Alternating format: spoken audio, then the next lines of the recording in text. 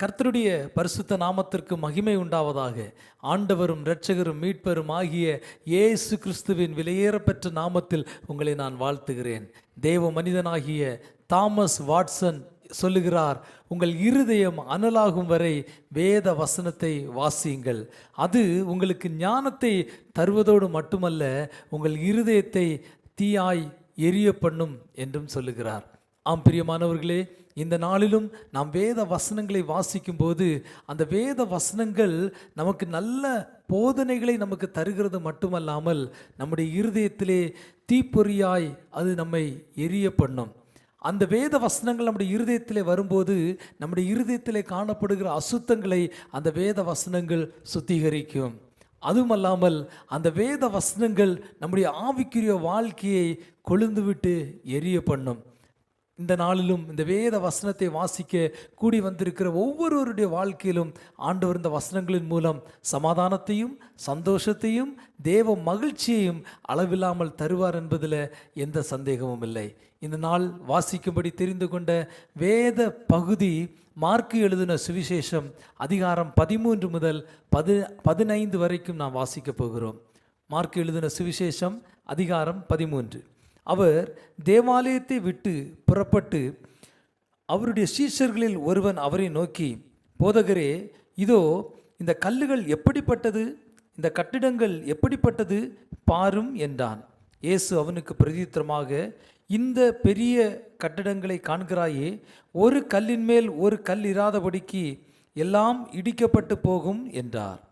பின்பு அவர் தேவாலயத்துக்கு எதிராக ஒலிவமலையின் மேல் உட்கார்ந்திருக்கையில் பேதுருவும் யாக்கோபும் யோவானும் அந்திரேயாவும் அவரிடத்தில் தனித்து வந்து, இவைகள் எப்பொழுது சம்பவிக்கும், இவைகளெல்லாம் நிறைவேறும் காலத்துக்கு அடையாளம் என்ன, எங்களுக்கு சொல்ல வேண்டும் என்றார்கள். இயேசு அவர்களுக்கு பிரதியுத்தரமாக, ஒருவனும் உங்களை வஞ்சியாதபடிக்கு எச்சரிக்கையாயிருங்கள். ஏனெனில் அநேகர் வந்து என் நாமத்தை கொண்டு நானே கிறிஸ்து என்று சொல்லி அநேகரை வஞ்சிப்பார்கள். யுத்தங்களையும் யுத்தங்களின் செய்திகளையும் கேள்விப்படும்போது கலங்காதேயுங்கள், இவைகள் சம்பவிக்க வேண்டியதே, ஆனாலும் முடிவு உடனே வராது.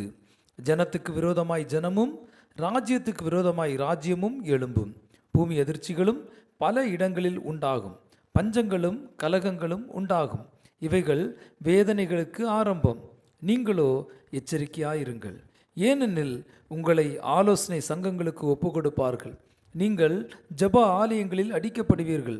என் நிமித்தம் தேசாதிபதிகளுக்கும் ராஜாக்களுக்கும் சாட்சியாக அவர்களுக்கு முன்பாக நிறுத்தப்படுவீர்கள். சகல ஜாதிகளுக்கும் சுவிசேஷம் முந்தி பிரசங்கிக்கப்பட வேண்டும். அவர்கள் உங்களை கொண்டு போய் ஒப்பு கொடுக்கும்போது நீங்கள் என்ன பேசுவோம் என்று முன்னதாக கவலைப்படாமலும் சிந்தியாமலும் இருங்கள். அந்நாளிகையிலே உங்களுக்கு எது அருள் செய்யப்படுமோ அதையே பேசுங்கள். ஏனெனில் பேசுகிறவர்கள் நீங்கள் அல்ல, பரிசுத்த ஆவியே பேசுகிறவர். அன்றியும் சகோதரன் சகோதரனையும் தகப்பன் பிள்ளையையும் மரணத்துக்கு ஒப்பு கொடுப்பார்கள். பெற்றாருக்கு விரோதமாய் பிள்ளைகள் எழும்பி அவர்களை கொலை செய்வார்கள்.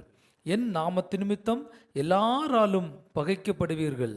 முடிவு பரியந்தம் நிலைநிற்பவனே ரட்சிக்கப்படுவான்.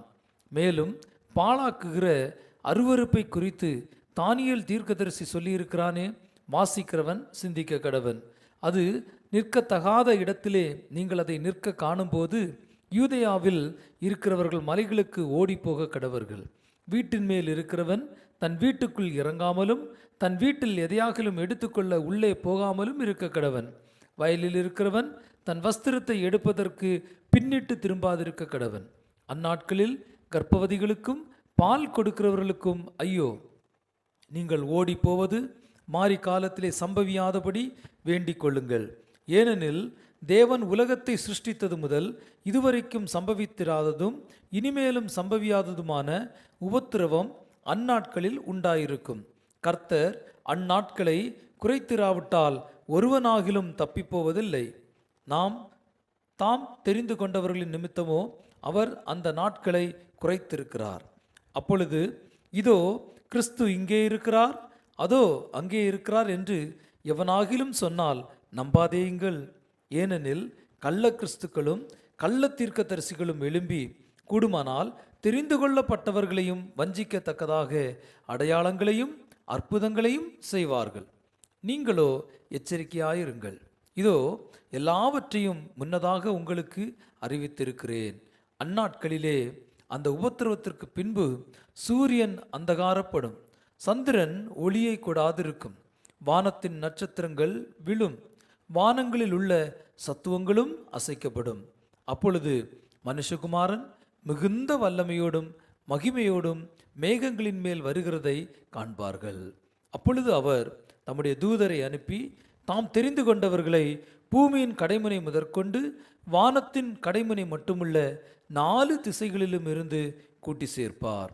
அத்திமரத்தினால் ஒரு ஓமையை கற்றுக்கொள்ளுங்கள். அதிலே இளங்கிளை தோன்றி துளிர் விடும்போது வசந்த காலம் சமீபமாயிற்று என்று அறிவீர்கள். அப்படியே இவைகள் சம்பவிக்கிறதை நீங்கள் காணும்போது அவர் சமீபமாய் வாசலருகே வந்திருக்கிறார் என்று அறியுங்கள். இவைகளெல்லாம் சம்பவிக்கும் முன்னே இந்த சந்ததி ஒளிந்து போகாதென்று மெய்யாகவே உங்களுக்கு சொல்லுகிறேன். வானமும் பூமியும் ஒளிந்து போகும், என் வார்த்தைகளோ ஒளிந்து போவதில்லை. அந்த நாளையும் அந்த நாளிகையும் பிதா ஒருவர் தவிர மற்றொருவனும் அறியான். பரலோகத்திலுள்ள தூதர்களும் அறியார்கள், குமாரனும் அறியார். அக்காலத்தை நீங்கள் அறியாதபடியால் எச்சரிக்கையாயிருங்கள், விழித்திருந்து ஜெபம் பண்ணுங்கள்.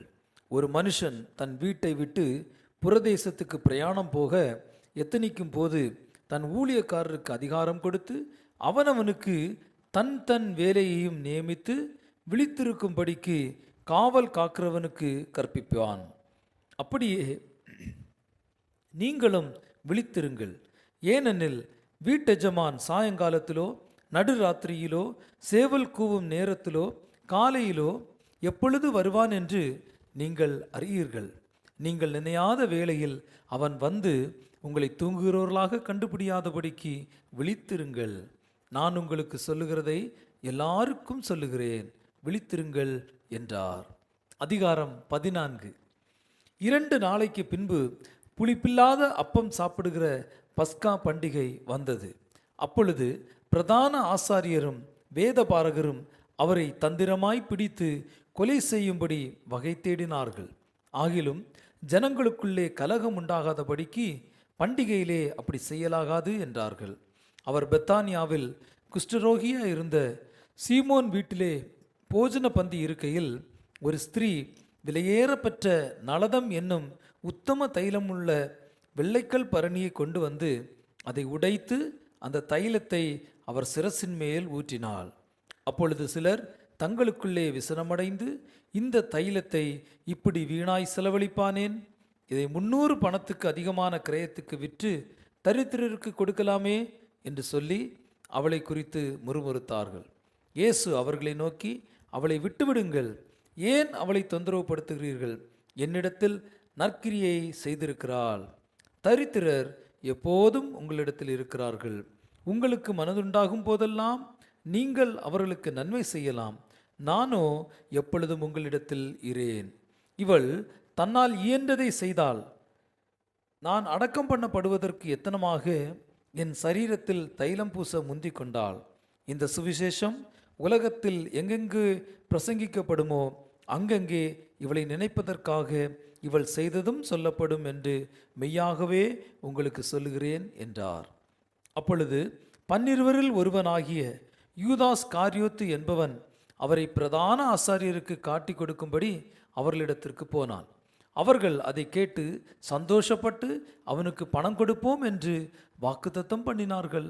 அவன் அவரை காட்டி கொடுப்பதற்கு தகுந்த சமயம் பார்த்து கொண்டிருந்தான். பஸ்காவை பலியிடும் நாளாகிய புளிப்பில்லாத அப்பம் சாப்பிடுகிற முதலாம் நாளிலே அவருடைய சீஷர்கள் அவரிடத்தில் வந்து, நீர் பஸ்காவை புசிப்பதற்கு நாங்கள் எங்கே போய் ஆயத்தம் பண்ண சித்தமாயிருக்கிறீர் என்று கேட்டார்கள். அவர் தம்முடைய சீஷரில் 2 பேரை நோக்கி, நீங்கள் நகரத்திற்குள்ளே போங்கள், அங்கே தண்ணீர் குடம் சுமந்து கொண்டு வருகிற ஒரு மனுஷன் உங்களுக்கு எதிர்படுவான், அவன் பின்னே போங்கள். அவன் எந்த வீட்டிற்குள் பிரவேசிக்கிறானோ அந்த வீட்டு எஜமானை நீங்கள் நோக்கி, நான் என் சீஷரோடு கூட பஸ்காவை புசிக்கிறதற்கு தகுதியான இடம் எங்கே என்று போதகர் கேட்கிறார் என்று சொல்லுங்கள். அவன் கம்பளம் முதலானவைகள் விரித்து ஆயத்தம் பண்ணப்பட்டிருக்கிற விஸ்தாரமான மேல் வீட்டறையை உங்களுக்கு காண்பிப்பான். அங்கே நமக்காக ஆயத்தம் பண்ணுங்கள் என்று சொல்லி அனுப்பினார். அப்படியே அவருடைய சீஷர் புறப்பட்டு நகரத்திலே போய் தங்களுக்கு அவர் சொன்னபடியே கண்டு பஸ்காவை ஆயத்தம் பண்ணினார்கள். சாயங்காலமான போது அவர் 12 கூட அவ்விடத்திற்கு வந்தார். அவர்கள் பந்தி அமர்ந்து போஜனம் பண்ணுகையில் இயேசு அவர்களை நோக்கி, என்னுடனே புசிக்கிற உங்களில் ஒருவன் என்னை காட்டிக் கொடுப்பான் என்று மெய்யாகவே உங்களுக்கு சொல்லுகிறேன் என்றார். அப்பொழுது அவர்கள் துக்கம் அடைந்து, நானோ நானோ என்று ஒவ்வொருவரும் அவரிடத்தில் கேட்கத் தொடங்கினார்கள். அவர் பிரதியுத்தரமாக, என்னுடனே கூட தாளத்தில் கைகிடுகிறவனாகிய 12 ஒருவனே அவன் என்று சொல்லி, மனுஷகுமாரன் தம்மை குறித்து எழுதியிருக்கிறபடியே போகிறார். ஆகிலும் எந்த மனுஷனால் மனுஷகுமாரன் காட்டி கொடுக்கப்படுகிறாரோ அந்த மனுஷனுக்கு ஐயோ, அந்த மனுஷன் பிறவாதிருந்தானால் அவனுக்கு நலமாயிருக்கும் என்றார்.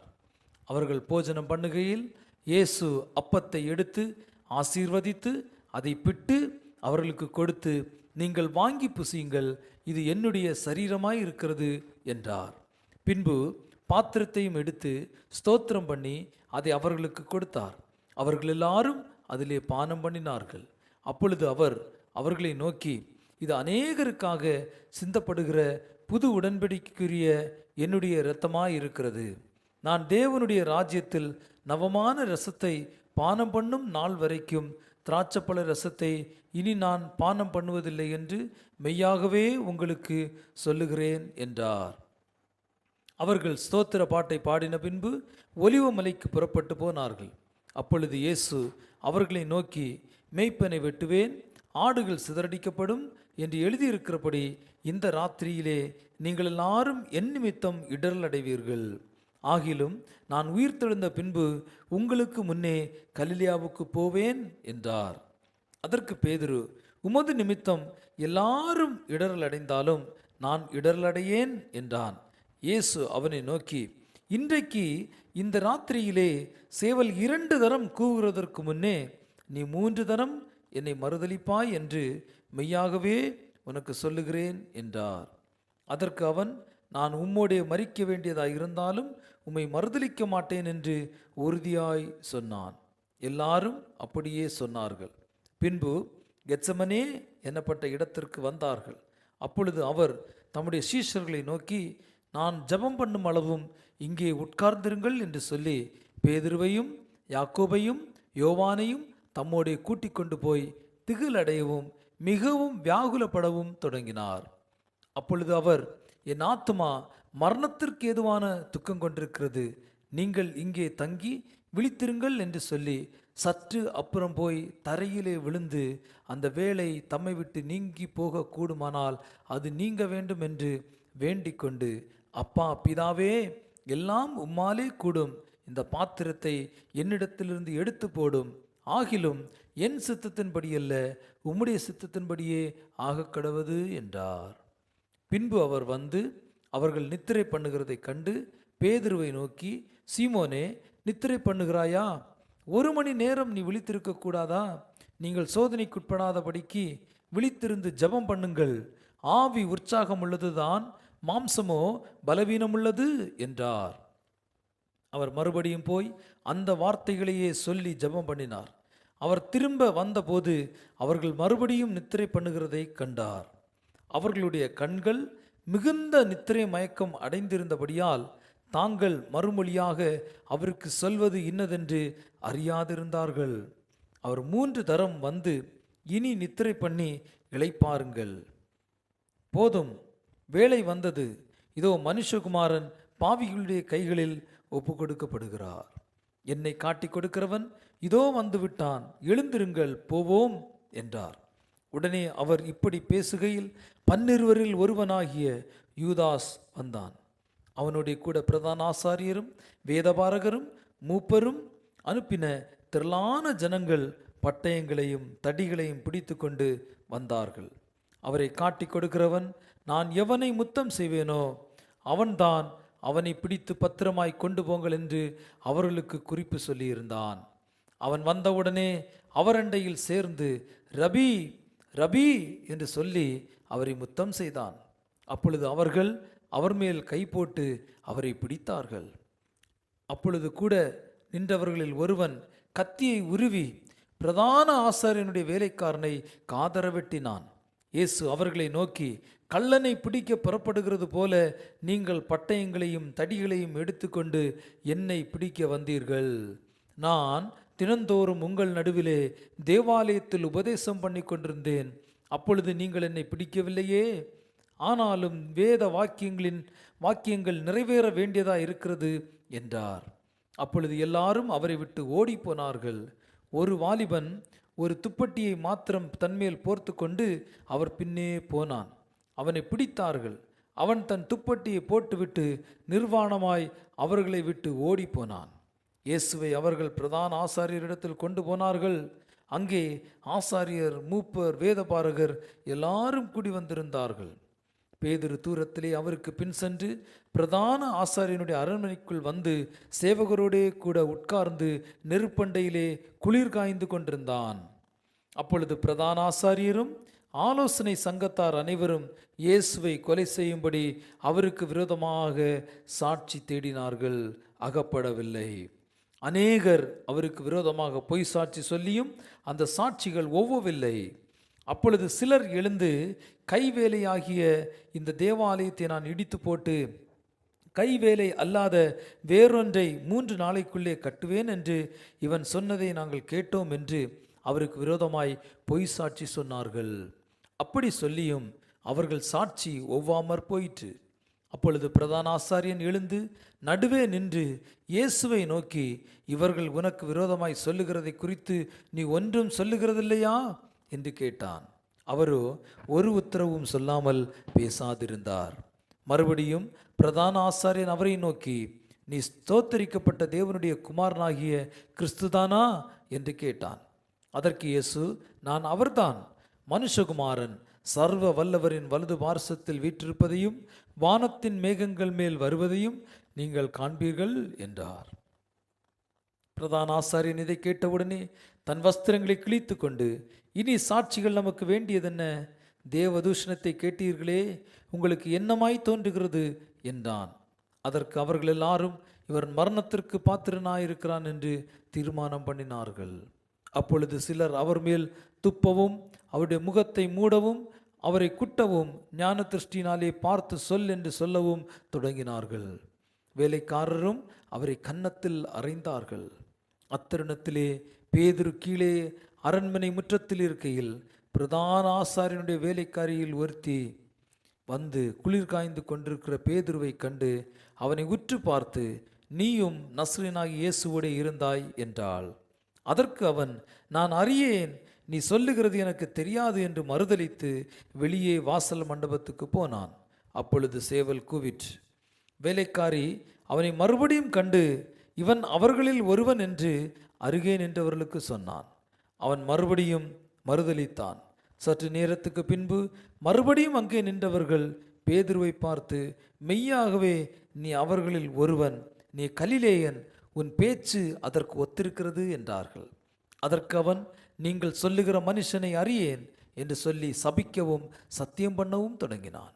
உடனே சேவல் 2ஆம் தரம் கூவிற்று. சேவல் 2 தரம் கூறுவதற்கு முன்னே, நீ என்னை 3 தரம் மறுதலிப்பாய் என்று இயேசு தனக்கு சொன்ன வார்த்தையை பேதுரு நினைவு கூர்ந்து மிகவும் அழுதான். அதிகாரம் 15. பொழுது விடிந்தவுடனே பிரதான ஆசாரியரும் மூப்பரும் வேலைப்பாரகரும் ஆலோசனை சங்கத்தார் அனைவரும் கூடி ஆலோசனை பண்ணி இயேசுவை கட்டி கொண்டு போய் பிலாத்துவினிடத்தில் ஒப்பு கொடுத்தார்கள்.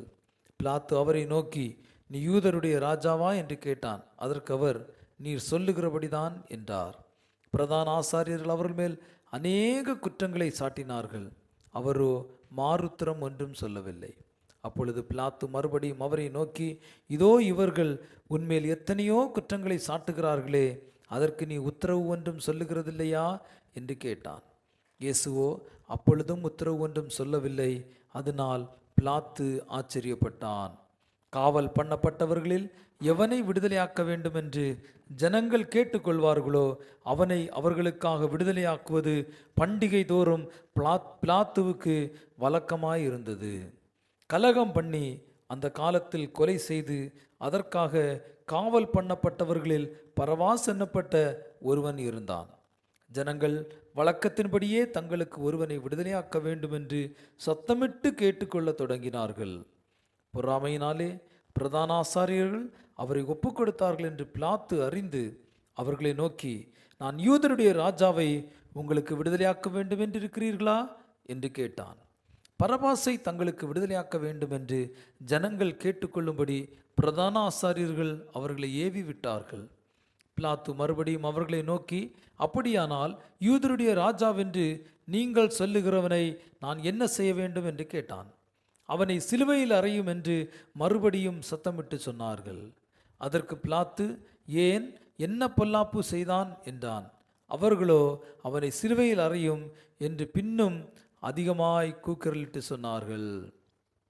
அப்பொழுது பிலாத்து ஜனங்களை பிரியப்படுத்த மனதுள்ளவனாய் பரபாசை அவர்களுக்கு விடுதலையாக்கி இயேசுவையோ வாரினால் அடிப்பித்து சிலுவையில் அறையும்படிக்கு ஒப்பு கொடுத்தான். அப்பொழுது போர்ச்சேவகர் அவரை தேசாதிபதியின் அரண்மனையாகிய மாளிகையில் கொண்டு போய் அவ்விடத்தில் போர்ச்சேவருடைய கூட்டம் முழுவதையும் கூடி வர செய்து சிவப்பான மேலங்கி அவருக்கு உடுத்தி முள்முடியை பின்னி அவருக்கு சூட்டி, யூதருடைய ராஜாவே வாழ்க என்று அவரை வாழ்த்தி அவரை சிரசில் கோலால் அடித்து அவர் மேல் துப்பி முழங்கால் படியிட்டு அவரை வணங்கினார்கள். அவரை பரியாசம் பண்ணின பின்பு சிவப்பான அங்கியை கழற்றி அவருடைய வஸ்திரங்களை அவருக்கு உடுத்தி அவரை சிலுவையில் அறையும்படி வெளியே கொண்டு போனார்கள். சிரேனே ஊரானும் அலெக்சந்தருக்கும் ரூப்புக்கும் தகப்பனுமாகிய சீமோன் என்னப்பட்ட ஒருவன் நாட்டிலிருந்து அவ்வழியே வருகையில் அவருடைய சிலுவையை சுமக்கும்படி அவனை பலவந்தம் பண்ணினார்கள். கபாலஸ்தலம் என்று அர்த்தம் கொல்கொதா என்னும் இடத்திற்கு அவரை கொண்டு போய் வெள்ளைப்போலம் கலந்த திராட்சை ரசத்தை அவருக்கு குடிக்க கொடுத்தார்கள். அவர் அதை ஏற்றுக்கொள்ளவில்லை. அப்பொழுது அவரை சிலுவையில் அறைந்தார்கள். அதன் பின்பு அவருடைய வஸ்திரங்களை பங்கிட்டு ஒவ்வொருவன் ஒவ்வொரு பங்கை எடுத்துக்கொள்ளும்படி அவைகளை குறித்து சீட்டு போட்டார்கள். அவரை சிலுவையில் அறைந்த போது 3ஆம் மணி வேளையாயிருந்தது. அவர் அடைந்த ஆக்கினையின் முகாந்திரத்தை காண்பிக்கும் பொருட்டு யூதருடைய ராஜா என்று எழுதி சிலுவையின் மேல் கட்டினார்கள். அல்லாமலும் அவருடைய வலது பக்கத்தில் ஒருவனும் அவருடைய இடது பக்கத்தில் ஒருவனுமாக 2 கல்லரை அவரோடே கூட சிலுவைகளில் அறைந்தார்கள். அக்கிரமக்காரரில் ஒருவனாக எண்ணப்பட்டார் என்கிற வேத வாக்கியம் அதனாலே நிறைவேறிற்று.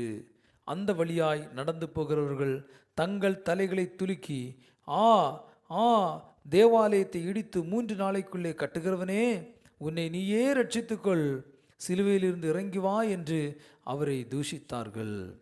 அப்படியே பிரதான ஆசாரியரும் வேதபாரகரும் தங்களுக்குள்ளே பரியாசம் பண்ணி மற்றவர்களை ரட்சித்தான், தன்னைத்தான் ரட்சித்துக் கொள்ள திராணி இல்லை, நாம் கண்டு விசுவாசிக்கத்தக்கதாக இஸ்ரவேலுக்கு ராஜாவாகிய கிறிஸ்து இப்பொழுது சிலுவையிலிருந்து இறங்கி வரட்டும் என்று சொல்லி கொண்டார்கள்.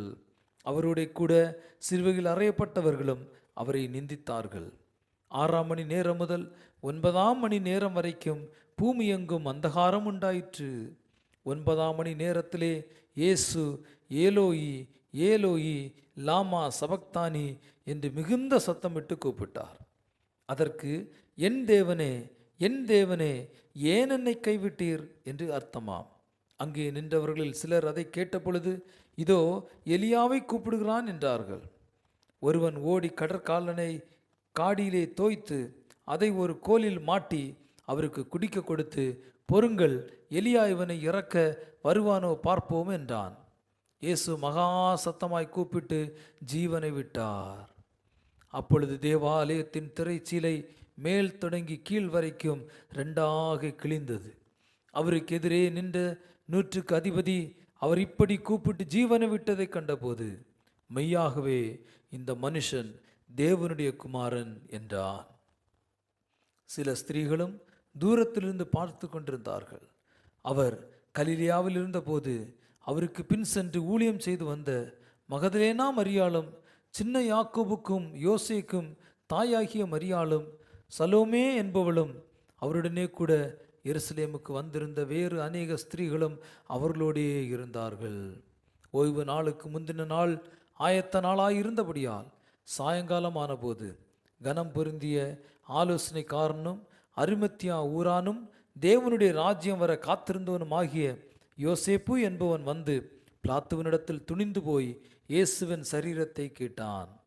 அவர் இத்தனை சீக்கிரத்தில் மரித்து போனாரா என்று பிலாத்து ஆச்சரியப்பட்டு நூற்றுக்கு அதிபதியை அழைப்பித்து, அவர் இதற்குள்ளே மரித்தது நிச்சயமா என்று கேட்டான். நூற்றுக்கு அதிபதியினாலே அதை அறிந்து கொண்ட பின்பு சரீரத்தை யோசேப்பினிடத்தில் கொடுத்தான். அவன் போய் மெல்லிய துப்பட்டியை வாங்கி கொண்டு வந்து அவரை இறக்கி அந்த துப்பட்டியிலே சுற்றி கண்மலையில் வெட்டியிருந்த கல்லறையிலே அவரை வைத்து கல்லறையின் வாசலில் ஒரு கல்லை புரட்டி வைத்தான். அவரை வைத்த இடத்தை மகதலேனா மரியாளும் யோசேயின் தாயாகிய மரியாளும் பார்த்தார்கள். இத்துடன் இந்த நாள் வாசிக்க வேண்டிய வேத பகுதி நிறைவடைந்தது. மீண்டும் உங்களை அடுத்த நிகழ்ச்சியில் சந்திக்கும் வரை தேவனுடைய கிருபை உங்கள் அனைவரோடும் கூட இருப்பதாக. ஆமேன். God bless you.